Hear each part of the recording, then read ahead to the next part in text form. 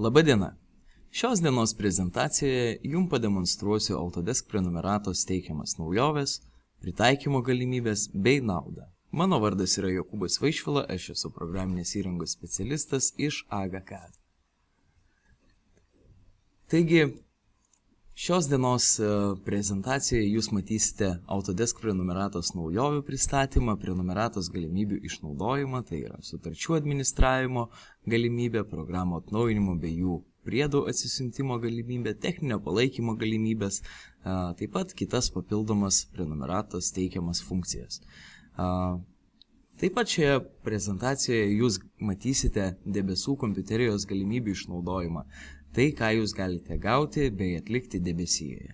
Tai yra virtuali talpykla, bendradarbiavimo tam tikros galimybės, darbas su Autodesk AutoCAD WS, kitaip vadinamo AutoCAD 360 debesyse, neišnaudojant savo kompiuterio pajėgumų. Taip pat pamatysite, kaip galime išnaudoti serverių pajėgumus bei mobiliai prieiti ir atlikti tam tikrus pakeitimus savo darbuose. Taigi visų pirma norėčiau papasakoti apie tam tikras naujoves. Taigi, kaip žinote, visą laiką vykdavo prenumerata, visą laiką mes ją turėdavom, tačiau dabar jinai pakeitė tam tikrus savo pavadinimus.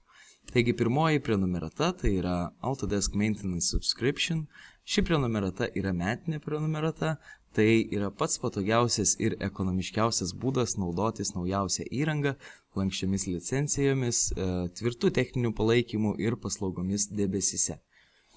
Antroji dalis tai yra Autodesk Desktop Subscription, tai yra darbalaukio prenumerata, dar kitaip žinoma kaip programinės įrangos nuoma. Tai naudojantis šią prenumeratą, jūs turite prieigą prie naujausios Autodesk programinės įrangos, jų pilnų versijų su visiškai lankščiu mokėjimo požiūriu. Reiškia, tiek, kiek jūs naudojatės šią programinę įrangą, tiek jūs ir mokate. Jeigu jūs dirbate savo programinę įrangą tik tai 3, sakykime, mėnesius, o kitus ateinančius mėnesius jūs dirbate su tam tikra gamyba, jums tikrai yra labai patogu nuomotis programinę įrangą. Trečioji siūloma prenumerata yra Autodesk Cloud Service Subscription, tai yra debesų paslaugų prenumerata, tai yra priemonė greičiau, saugiau, patogiau pasiekti savo duomenis ir pasinaudoti papildomomis programinės įrangos galimybėmis tiesiai debesijoje. Taigi plačiau apie kiekvieną. Autodesk Maintenance Subscription. Tai yra naujausios programinės įrangos versijos, lankščias licencijavimo teisės, išplėsta techninė pagalba bei papildomos paslaugos debesyse Autodesk 360. Sekanti prenumeratos grupė tai yra Autodesk Desktop Subscription. Šios prenumeratos vartotojai moka tik už tam tikros programinės įrangos naudojimą. Jeigu mes jos nenaudojame, mes už tą laikotarpį ir nemokame. Reiškia, mes galime išsinuomoti programinę įrangą.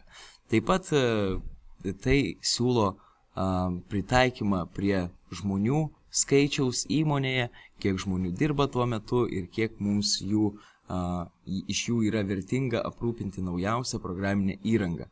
Taigi, sakykime, jeigu mes turime įmonėje naują darbuotoją, kuris atlieka tam tikrą tik tai praktiką ar atlieka tik tai pirmuosius žingsnius įmonėje, tai mes jam galime suteikti prieigą tam tikram laikotarpiu ir pasižiūrėti, kaip jis iš tiesų dirba su tam tikra programinė įranga.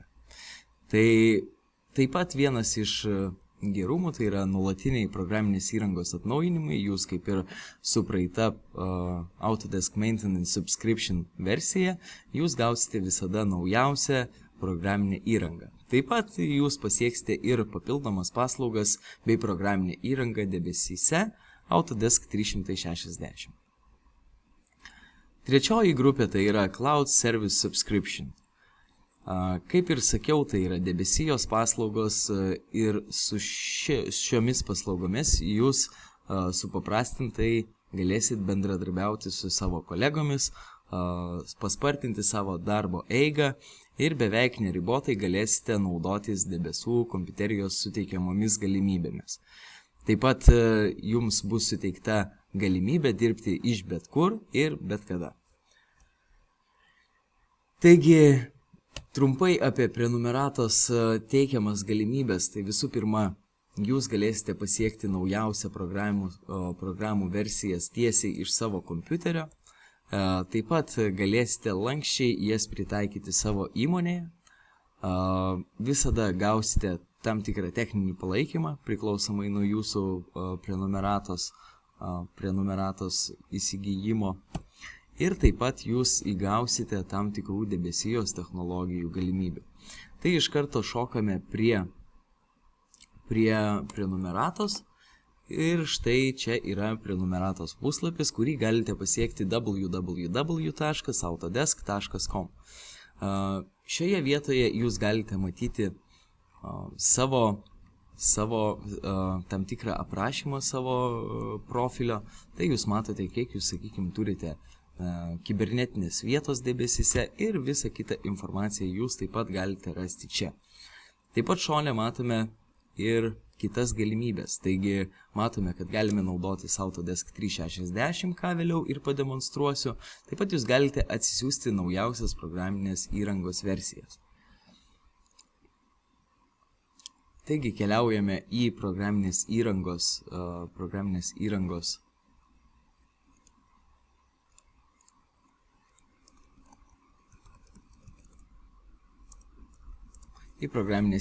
puslapį. Ir galėsime stebėti, kokias programinės įrangos versijas bei apskritai kokias programinės įrangas mūsų prenumerata gali suteikti. Taigi mes matome, kad mes turime štai tam tikras programinių įrangų versijas bei tam tikras programinės įrangas. Galime pasirinkti mums norimą kalbą, tam tikrą platformą kompiuterijos bei kitas galimybės. Taip pat galime atlikti tam tikras paieškas, kad galėtumėm susirasti mums reikiamą programinę įrangą, ją labai greitai atsisiųsti ir įsidiegti į savo kompiuterį. Taigi grįžtame prie pagrindinio puslapio. Šiame puslapyje taip pat galite rasti tam tikrą mokomąją medžiagą. Mokomojoje medžiagoje jūs galite aptikti tiek Autodesko universiteto medžiagą, kuri yra pateikiama viešai vartotojams prenumeratos. Taip pat jūs galite matyti ir tam tikrų kursų medžiagą, kaip aš ir sakiau. Taip pat yra pateikiama informacija apie artimiausius autorizuotus mokymo centrus. Tai mūsų atveju tai yra AGCAD. Taip pat galime gauti tam tikrą internetinį palaikymą. Taip pat galime skaityti bei dalyvauti forumuose, Autodesko forumuose, kur tikri profesionalai yra paskirti atsakyti į tam tikrus klientams rūpimus klausimus. Analogiškai galime ir skaityti tam tikrų vartotojų ar tam tikrų profesionalų blogus. Taip pat kalbant apie mokymus bei techninį palaikymą, techninis palaikymas taip pat įeina į mūsų prenumeratos galimybės, taigi mes galime naudotis Autodesko forumais, taip pat galime naudotis ir pačiu Autodesku, kreipdamiesi tiesiai į juos. Kaip ir sakiau, tai yra lankstus licencijavimas, mes ganėtinai lankščiai savo profilyje, savo prenumeratos profilyje galime atlikti tam tikrus licencijavimo pakeitimus. Taigi, sakykime, jeigu mes norime pakeisti vartotoją, mes jį kuo puikiausiai galime imti ir pakeisti tiesiog internetinėje aplinkoje.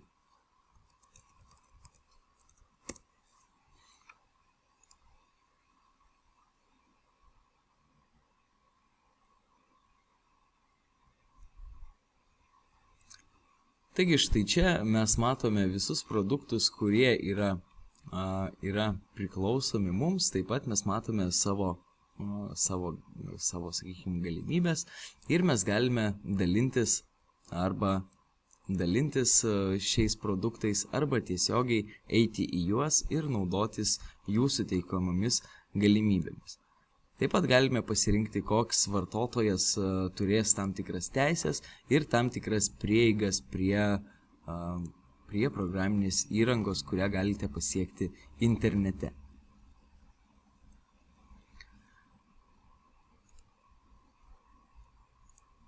Kalbant toliau apie programinės įrangos galimybės bei debesų technologijas ir prenumeratos teikiamas galimybės, norėčiau išskirti ypatingai naujausias debesų technologijas bei jų galimybės. Taigi, kaip ir evoliucija, žmonės tobulėja, taip pat tobulėja ir dar greičiau mūsų kompiuterinės galimybės.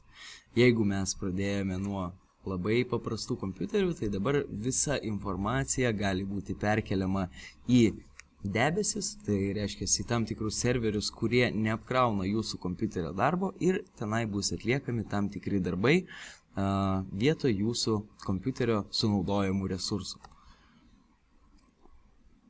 Taigi, debesų technologijos mums suteikia daugiau galios, tai yra Autodesk serverių pajėgumai, kurie gali būti išnaudojami įvairioms paskirtims, kaip pavyzdžiui vizualizacijų kūrimas, statinių energinė analizė, konstrukcinė analizė. Autodesk Inventor vartotojai gali išnaudoti tai pavyzdžiui modelio analizai. Daugiau resursų tai yra daugiau pajėgumų. Įmonės viduje galite taupyti tiek serverių vietą, tiek kompiuterių vietą, naudodamėsi suteikiama 25 GB vieta debesyse ir tenai galite vieno ar kelių projektų ribose, jūs galite tenai kaupti savo reikalingą medžiagą, tą medžiagą dalintis ir su kitais projekto dalyviais. Daugiau mobilumo galima sakyti, kad tai yra galimybė peržiūrėti, valdyti ir komentuoti, dalintis ir visaip kitaip naudoti tiek techninės dokumentacijas, tiek brėžinius ir visą kitą informaciją, kokia tik jums yra reikalinga. Tai yra prieiga iš planšetinių kompiuterių, paprastų kompiuterių ar kitų mobilių įrenginių. Taigi, mažesnės sąnaudos iš karto atsiranda jūsų įmonėje ir jūs iš karto pradedate taupyti. Taigi, keliaukime į AutoCAD aplinką, kurioje mes turime ganėtinai paprastą brėžinuką. Ir mes norime, sakykime, šį brėžinuką įsikelti į savo debesis. Tai labai pačiu paprastuoju būdu mes tiesiog seivinam ir galime jį tiesiogiai išsaugoti į debesį. Taigi debesyse jūs matote, kad aš turiu tam tikrus išsaugotus brėžinius ir galiu išsaugoti naują. Ir tiesioginiu būdu viskas bus perkelta į debesis. Save to cloud. Reiškia, jeigu jums yra reikalas dirbti namuose, jūs taip pat galite persikelti tam tikrą informaciją, kaip vadinamą template'ą. Jūs galite persikelti iš savo darbinio kompiuterio su darbinė licencija į savo namų kompiuterį su naminė licencija ir dirbti namuose, išsisaugojus savo darbo brėžinius, sakykime, debesyje.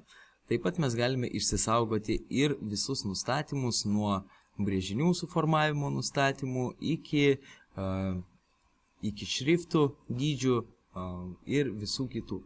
Reiškia, mes taip pat galime nusistatyti, kokie nustatymai bus sinchronizuojami su jūsų kita aplinka, su jūsų kitu vartotoju.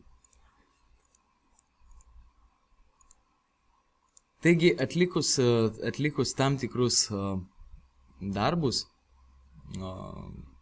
mūsų norimame AutoCAD'e, mes galime keliauti tiesiai į debesis ir mes matome, kokie buvo atlikti naujausi pakeitimai mūsų Autodesk 360 svetainėje. Šioje vietoje jūs matote visą istoriją, kas buvo atliekama su jūsų turimais failais. Reiškia, mes galime pasinagrinėti, kokie failai yra pas mus sukrauti į debesį ir yra išnaudojama debesų resursai, vieta bei serverių pajėgumai. Tai sakykime, mes turime ligoninės projektą, tą patį, kurį mes turėjome ir AutoCAD'e, mes jį galime atsidaryti tam tikrai peržiūrai.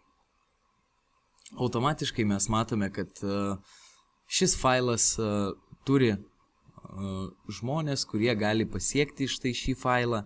Taip pat mes galime šį failą pabendrinti su kitais vartotojais, tiesiog duodami jiems tam tikrą nuorodą ir jie galės tiesiog pasiekti visą tą mūsų failą ir daryti tam tikrus pakeitimus.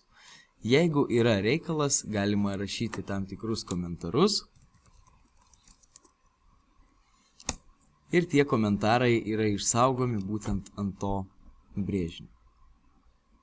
Taip pat yra galimybė matyti ir visus pakeitimus, kokie buvo įvykdyti su mūsų failu.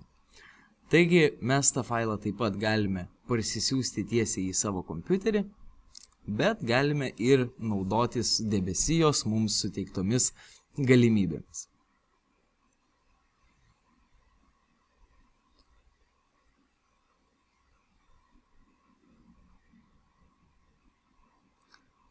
Taigi šioje vietoje jūs pamatysite, kaip patobulėjo tam tikros programinės įrangos, jos persikėlė iš kompiuterio resursų, jos buvo perkeltos tiesiai į internetinės svetainės, naudojant Autodesko serverių pajėgumus ir mes galime tiesiogiai dirbti nenaudojant savo kompiuterio. Štai šioje aplinkoje. Šioje aplinkoje iš tiesų yra ganėtinai paprasta dirbti. Mes čia turime tiek linijas, tiek kvadratus, tiek tam tikrus braižymo įrankius, taip pat turime kitus įrankius, anotacijų įrankius ir taip toliau. Taigi mes galime kuo puikiausiai apžiūrėti štai savo brėžinius. Taip pat mes galime ir naudoti tam tikras layerių galimybės, mes jos galime įjungti, išjungti, keisti spalvas, rašyti komentarus, prisiekti tam tikrą informaciją, uždėti tam tikrą lauką, kuriame mes norėtumėm, kad būtų atlikti tam tikri pakeitimai ir parašyti tam tikrą postą, apie kurį bus pranešama kitam prisijungusiam vartotojui. Tačiau tai yra nepilnos galimybės, jeigu mes norime pasiekti tikrai pilnas AutoCAD siūlomas galimybės, mes galime persikelti į AutoCAD WS programinę įrangą ir naudotis jau labai panašiu į AutoCAD LT variantą, tačiau visa tai bus perkeliama į debesį. Taigi šitoje vietoje jau yra perkeliama ir visa informacija, kurią mes išsaugojame tiesiai AutoCAD'e, kurią mes norėjom pabendrinti su savo namų kompiuteriu ir automatiškai netgi galinis vaizdas yra juodas ir visi matmenys ir visa kita yra sudėti pagal mūsų norimą susikurtą standartą. Taip pat mes galime čia naudotis tiek braižymo įrankiais, tiek anotacijų įrankiais, įkelti tam tikrus piešinėlius ar blokus. Taip pat galime naudotis ir tam tikrais matymo dalykais, kaip ir Google Maps, sakykime, galime užsidėti. Taip pat galime pabendrinti štai šią informaciją su mūsų kolegomis. Yra net keli būdai, kaip galima tai atlikti. Taip pat galime pasižiūrėti, kaip šis projektas buvo vystomas laike ir matyti, kokie pakeitimai buvo atlikti tam tikrų metų. Taip pat mes galime išsisaugoti arba tiesiogiai spausdinti brėžinius iš internetinės svetainės ir labai paprastai ir gerai gauti mums reikiamą informaciją, ją pasidalinti su kitais ir dirbti kuo puikiausiai toliau.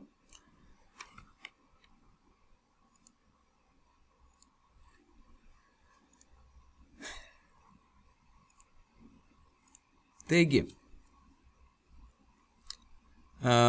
nemokamos funkcijos suteikiamos Autodesko, tai yra Autodesk 300 Mobile virtuali talpykla.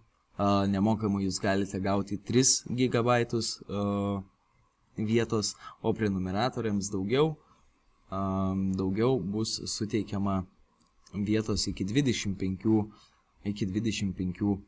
GB. Taip pat mes turime AutoCAD WS, kurį ką tik pademonstravau, jisai yra iš tikrųjų galingas ir labai patogus įrankis virtualioje aplinkoje koreguoti, modifikuoti ar peržiūrinėti brėžinius.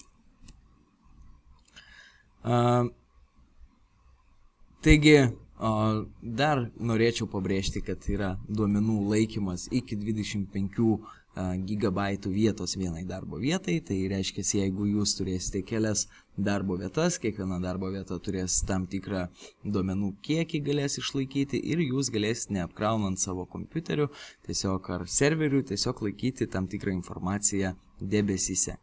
Taip pat yra galimybė peržiūrėti bei dalintis su savo kolegomis. Taigi, kaip ir sakiau, yra daug paprastesnis darbas namuose, kadangi jūs galite persikelti ne tik savo projektus, bet ir savo reikiamus nustatymus į naminį kompiuterį. Taip pat yra puikiai mobili prieiga iš planšetinių kompiuterių, iš mobiliųjų kitų įrenginių.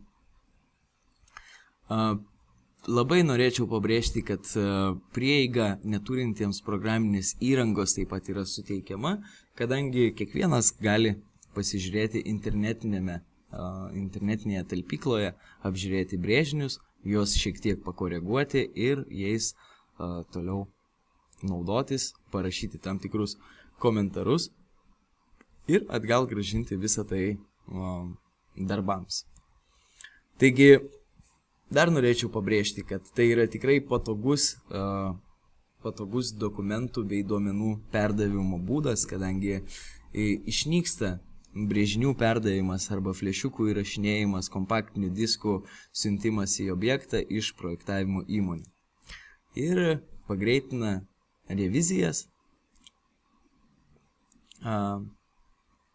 teisės, prieigos, galimybės organizuoti, kas atsakingas asmenis ir kas galėtų matyti visus atnaujintus dokumentus, brėžinius ir jų visas versijas. Taigi galima netgi paskirti įmonėje, kas bus atsakingas už šias prieigas, kas bus atsakingas už šios darbus, darbų paskirstimą, brėžinių perdavimą iš vienos įmonės į statybų aikštelę ar iš kitos įmonės į statybų aikštelę. Taigi, iš tikrųjų, debesų technologijos ateina ir iš tiesų jos greitina ir gerina mūsų darbą.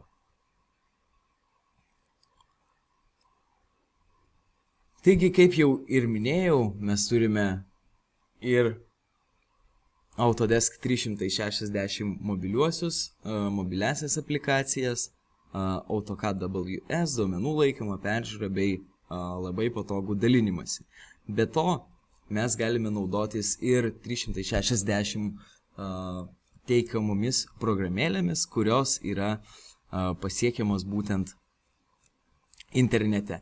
Tai apie kelias iš jų, aš šiandien pakalbėsiu apie dvi. Taigi, pirmoji yra Energy Analysis Green Building Studio. Šioje programinėje įrangoje jūs galite dar preliminariame projektavime, jūs galite pasimodeliuoti savo pastato energijos suvartojimus, energijos poreikius, taip pat galite pasimodeliuoti elektros energijos suvartojimą bei jos pagaminimo galimybės fotovoltiniais elementais bei kitaip. Structural Analysis tai yra konstruktoriams skirta programėlė, kuri analizuoja konstrukcijų atsparumus. Taigi, dar viena programėlė, kurią šiandien pademonstruosiu, tai yra renderingas, kitaip vadinamas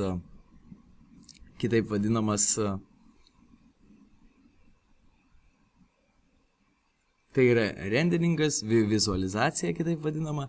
Taip pat aš ją pademonstruosiu ir matote optimization, tai yra optimizavimo programėlė, inventor modelio optimizavimas. Taip pat yra galimybė naudotis infrastructure modeler. Tai ši programėlė tinka kuruojantiems viso projekto dalis. Galima sudėti visas dalis į vieną bendrą failą, atlikti vizualinę analizę, susikirtimo analizę ar kitas analizės, kokias jūs benorėtumėt atlikti.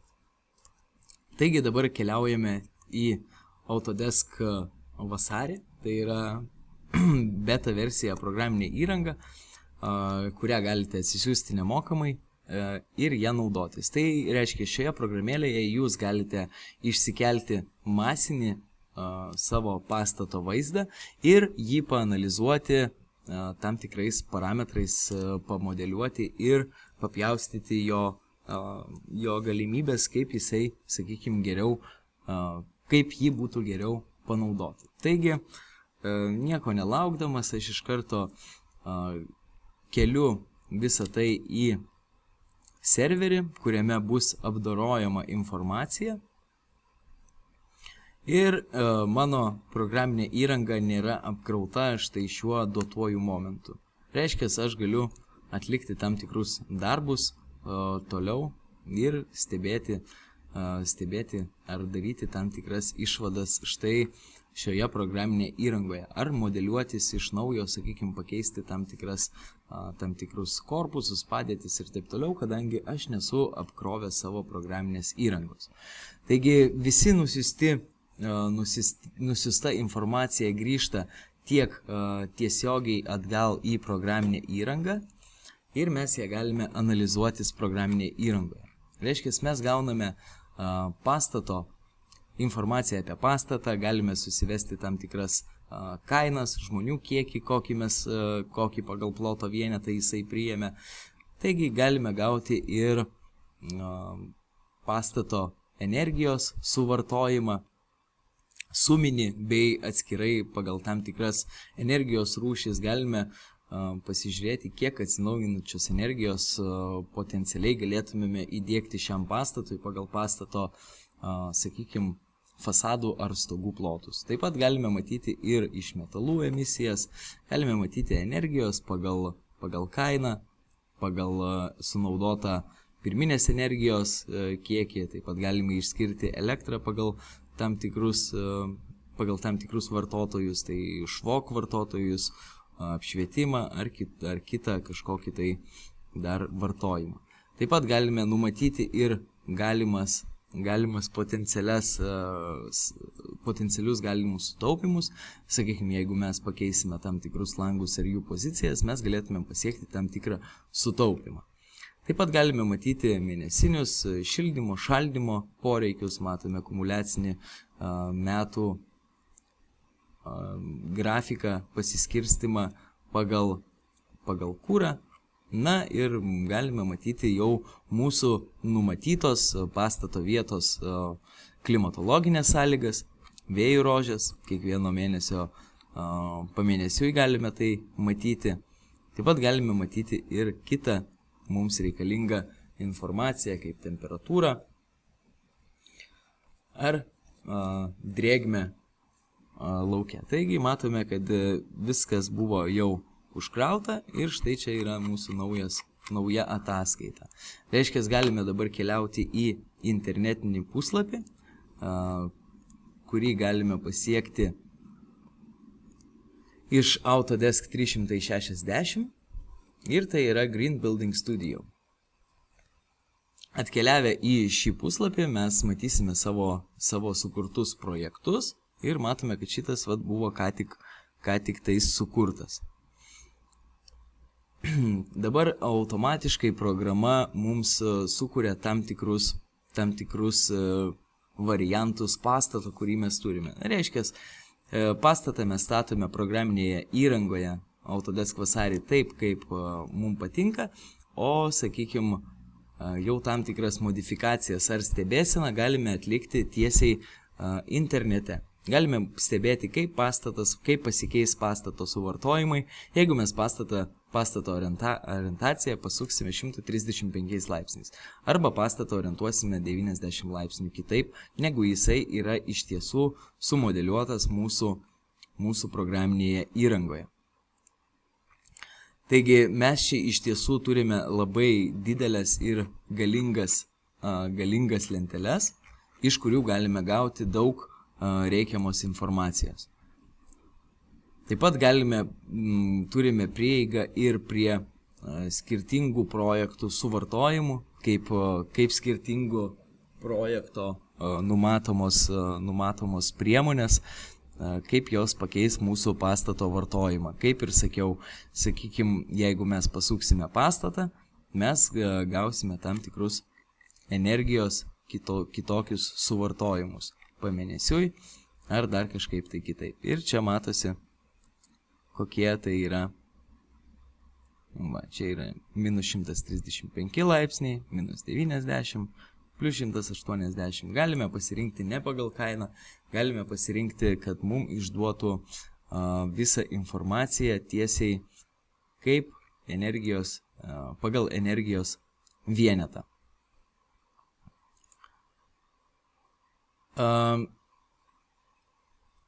Taip pat mes galime nusistatyti ir tam tikrą informaciją apie pastatą, galime nusistatyti pastato tipą, pastate esančių patalpų informaciją, zonų informaciją, atitvarų informaciją, tam tikros švok sistemos veikimo informaciją, pagal kurią bus atliekami skaičiavimai mūsų Autodesk Green Building Studio. Taip pat vartotojai gauna ir Autodesk Recap Photo, tai čia yra programėlė skirta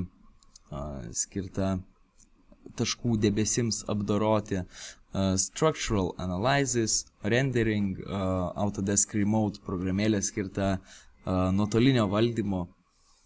nuotoliniam valdymui, sakykime, jeigu jūs paliekate kompiuterį įjungtą ir jūs turite planšetinį kompiuterį su savimi, kur jūs tik bekeliautumėt, jūs visą laiką galit pasiekti bet kokią informaciją savo kompiuteryje, ją atsidaryti ir vartoti, naudoti taip, kaip jums reikia, sakykime, jūsų mobiliajame įrenginyje.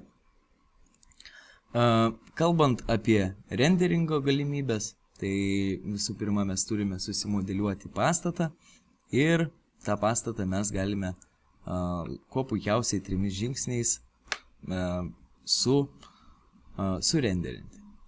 Reiškia, nuo to, kokio mes norime formato bei kokio dydžio mes norime savo paveikslėlę, mes galime gauti, sakykime, ir jo kainą. Reiškia, už kiekvieną mūsų renderį mes turėtume mokėti cloud kreditais, internetiniais debesų kreditais.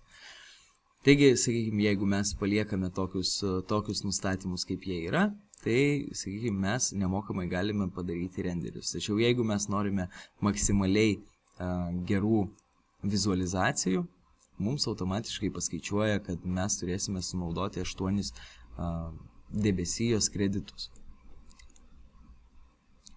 Ir mes kuo puikiausiai pradedame vizualizuoti visą tai ir mes galime tai užbaigti darbalaukėje. Reiškia, mes galime toliau dirbti, o visas darbas yra atliekamas jau būtent tenai, kur mums reikia.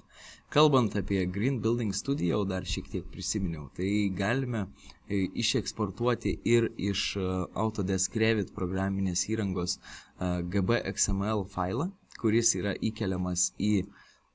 tiesiai įkeliamas į debesis ir taip pat jau su tam tikrais medžiagiškumais, sistemomis ir dar kažkom, tai mes galime atlikti tam tikras analizės, pastato pasukimo, orientacijos analizės ar dar kitas analizės būtent debesyse. Taigi grįžtame prie debesų, keliaujame į vizualizacijos gamybos debesį. Ir štai šioje vietoje mes galėsime pamatyti mūsų atliktas vizualizacijas. Taigi, kaip matau, jau mūsų vizualizacija yra pabaigta. Tai iš tikrųjų labai patogus ir geras dalykas, kadangi mes galime atlikti tai, kas seniau užtrukdavo valandą, kelias valandas ar netgi parą ir reikėdavo laukti ir negalėdavote dirbti savo programinę įrangą. Visa tai dabar yra išspręsta ir yra labai patogu naudoti. Taigi, prenumeratos naudą norėčiau apžvelgti. Turint prenumeratą ir apjungiant ją kartu su jūsų turima programinė įranga bei Autodesk 360 suteikiamomis galimybėmis, jūs tikrai galite išvystyti savo projekto valdymą, savo projektavimo greitį, administravimo galimybės bei failų dalinimąsi, ne tik failų, bet ir užduočių dalinimąsi, galimybę administruoti visus duomenis iš vienos, sakykime, internetinės, cloudinės, debesinės platformos. Taigi, esu dėkingas už jūsų dėmesį ir jeigu jums iškilo klausimų, prašom susisiekti su mumis info@aga-kad.com. Geros dienos!